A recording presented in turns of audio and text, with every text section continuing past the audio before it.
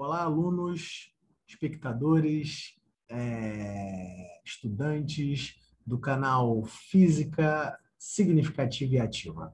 Tudo bem? Um prazer estar falando novamente com vocês. Esse é o vídeo de continuidade de estudo sobre o tema Teoria de Aprendizagem, Aprendizagem Significativa, parte 2. Nesse vídeo, nós vamos estudar um aprofundamento sobre os desdobramentos da teoria da aprendizagem significativa. Eu vou aprofundar um pouco mais algumas partes do vídeo, do conteúdo, certo? E espero que seja de grande valia para, como eu disse no primeiro vídeo, estudantes, licenciados, pós-graduados, engenheiros, matemáticos, todo tipo de profissional que queira aprender um pouco mais sobre essa teoria que é muito usada no meio acadêmico, principalmente nas partes de ensino de ciências, de física e também em diversas situações de artigos científicos e trabalhos científicos da área de física, certo? Vamos nessa. Tem aqui um materialzinho preparado para gente, para vocês. Vamos lá. Temos aqui, ó, vamos lá. Aprendizagem significativa, parte 2. Então, temos aqui que o processo de ensino-aprendizagem, como foi falado, né, retomando o vídeo anterior, ele ocorre de maneira, na aprendizagem significativa, é um processo de maneira unívoca, ele é específico para um aprendiz, existe um locus específico onde ocorre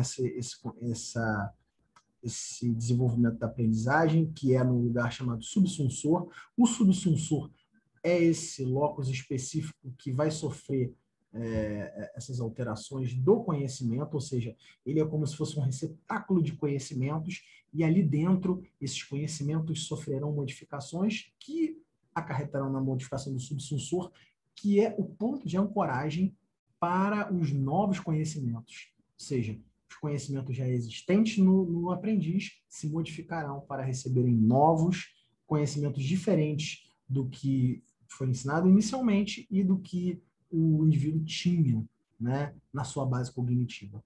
Muito bem. Recapitulado isso, óbvio que eu não falei isso no início do vídeo, mas se você ainda não viu o vídeo 1, que fala sobre teoria de aprendizagem significativa, parte 1, veja ele para você ver essa primeira explicação, e depois você volta aqui e aí você vai compreender melhor essa parte da teoria da aprendizagem, que eu sei que é interessante para você, tá bom? Então, continuando, temos aqui que, para Ausubel, os conhecimentos eles respeitarão níveis de quê? De desdobramento em abstração e generalização. Então, para Ausubel, por exemplo, você pega, vamos especificar aqui com a parte da física. Se você tiver um conceito, por exemplo, o tempo, como você pode dar um desdobramento de abstração para o tempo? Por exemplo, você pode usar um experimento, usar uma situação onde você não tem um relógio e você pode, por exemplo, fazer marcações do sol ao longo do dia, conhecendo o mapeamento do lugar, você pode determinar a hora. Então, você não precisa, por exemplo, ter um relógio para determinar o tempo. Você pode desenvolver um experimento e conseguir identificar e anotar as designações de tempo para aquela situação onde você está. Claro, tendo guardadas as informações que você tenha do lugar, né? Já a situação de generalização seria, nessa mesma perspectiva do tempo, seria, por exemplo, você conseguir passar para uma outra pessoa de uma forma escrita ou falada ou em áudio, qual é o processo que você desenvolveu para que uma outra pessoa em um outro local possa reproduzir esse processo de identificação do que é o tempo e realizar. Ou seja, quando você generaliza, você coloca isso para uma situação qualquer de anotação do tempo. Então, ou seja, uma pessoa que precisa fazer uma anotação do que é o tempo, ela pode ter um relógio e aí ela identificar, mas aqui eu tenho um relógio, eu não preciso fazer a marcação por posições do Sol, eu simplesmente posso olhar aonde está o Sol e eu vou olhar no relógio e vou, essa posição que você marcou com um determinado ângulo é a hora tal. Realmente, é a hora tal. Então, nesse processo de generalização, você tem uma teoria, um arcabouço mais elaborado que vai te dar um poder de identificação para uma situação mais geral, ou seja, do que seria o tempo. E aí, aplicando nas situações específicas, será as estratégias para identificar o que seria aquele conceito em cada situação. Né? Então, isso em cada situação é abstração, né? Uma maneira é o experimento, e a outra é a lei, a teoria, já toda ela desenhada, mais ou menos, né? Para o indivíduo, né? Sobre aquele conceito. E aí, obviamente, eles vão, esses dois processos, seguir o processo de subordinação, que é o quê? Dentro desses níveis de abstração e de generalização, vamos ter processos aí de subordinação, ou seja, de conceitos que serão elencados hierarquicamente. Podemos dar o exemplo da velocidade. Para que você, por exemplo, chegue no nível de abstração e generalização de entendimento de velocidade instantânea, primeiro você tem que identificar o que é o conceito de velocidade. Entender o que é velocidade. E aí depois você vai poder compreender o conceito de velocidade instantânea, que está subordinado ao primeiro conceito, velocidade, né? Generalizado de uma situação que você aplicou um experimento teórico, uma simulação, enfim, algo que te deu a possibilidade de criar uma teoria para identificar o que você chama de velocidade. Muito bem. Então, o que temos aqui é o que nós chamamos de recombinação e reconciliação. Podemos citar um exemplo usando a velocidade média, ó, novamente velocidade, galera. Então, você tem que a velocidade média é um conceito geral e a velocidade média é um carro de passeio, é um conhecimento mais específico. Então, eles podem se recombinar e dar origem à compreensão da velocidade média para aquele indivíduo. Então, veja, aqui já está falando não só sobre o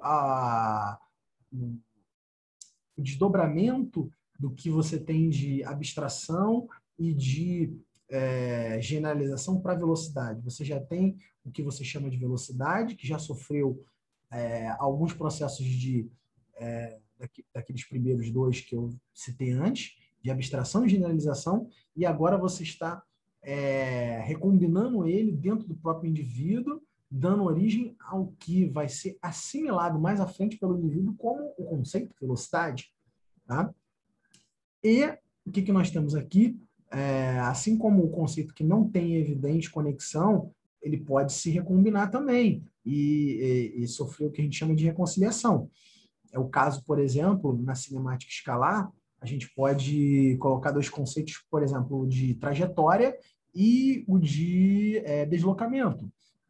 Para vocês terem uma noção, se você estiver se deslocando em uma linha reta, o que é a trajetória? É a linha reta. E o que é o deslocamento? É a medida da linha reta.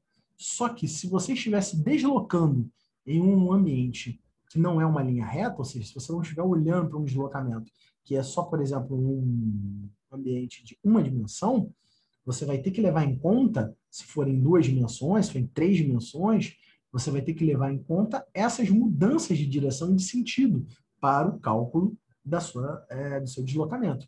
Então, em uma situação onde você não tem uma real conexão, evidente conexão, e você realiza ela através da teoria, desse processo de reconciliação dessas duas teorias, né? Ou seja, do conhecimento, da teoria sobre o que é trajetória e o que é deslocamento, você cria essa conexão. Então, você acaba conciliando, reconciliando esses termos que aparentemente não tinham conexão. Então, os indivíduos que nunca tiveram um contato com determinado conhecimento, o que vai acontecer, gente? Isso é muito importante. Se o indivíduo não teve contato com aquele conhecimento, a primeira aprendizagem que ele vai sofrer é a mecânica, que é o que acontece com as crianças novinhas, é a memorização. Ele vai absorver e aprender de forma a memorizar, num primeiro momento, aquele conceito. Por quê? Porque ele está zerado daquele conteúdo. Por exemplo, uma criança que está sendo ensinada sobre como é somar. Então, no primeiro momento, vai ser ensinada a linguagem da matemática, os conceitos basilares da matemática, e ele vai aprender a operar com essa linguagem. Então, ele não tem esse conhecimento. Então, ele vai ter ferramentas basilares, através de figuras, através de gestos, E aí ele vai começar a operar essa função que é os conceitos básicos da aritmética a partir dessa memorização desses primeiros conceitos. Depois disso, depois de memorizado, já num segundo momento, vamos colocar assim, esses conceitos eles sofrem uma aprendizagem superordenada, que já é quando você tem aqueles conceitos, algum conceito, algumas teorias na sua base cognitiva, e eles sofrem processos de recombinação e reconciliação, aqueles processos que nós vimos, né? Agora no item anterior. E aí, obviamente, existem conceitos que não sofrerão reconciliação e recombinação, porque são conceitos que você, por exemplo, simplesmente ou memoriza eles ou tem uma definição quase que direta, vamos colocar assim. E aí você tem uma aprendizagem chamada combinatória.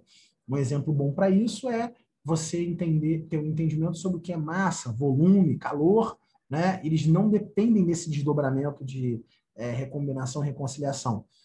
Comparativo de exemplo interessante é o conceito da velocidade, que eu falei sobre você ter um entendimento sobre velocidade média, sair do entendimento de velocidade média para chegar em velocidade instantânea, ou simplesmente o conceito velocidade, saindo de velocidade para você chegar no entendimento de o que é velocidade instantânea, tá?